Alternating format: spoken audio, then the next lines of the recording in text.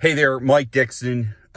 Quick, short, want to report in that I factory reset my Pixel 6 and Google Pay is working. I was so paranoid that maybe this was a fluke that I went to another store and just bought 2 bagels straight out. Look, here, wait a minute. Here's one bagel, okay? Just to see if, out of dumb luck.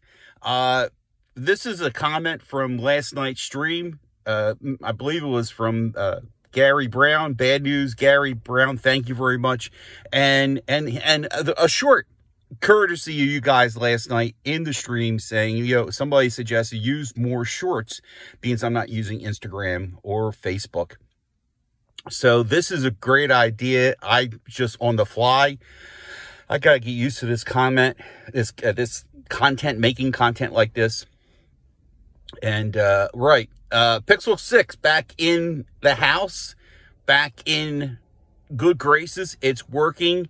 It accepted that one debit card that wasn't going to work. And this is under my own personal name, personal account. So, yeah, hopefully I'm going to try and remember to do more content. It's a beautiful sunny day here in Pitman, New Jersey.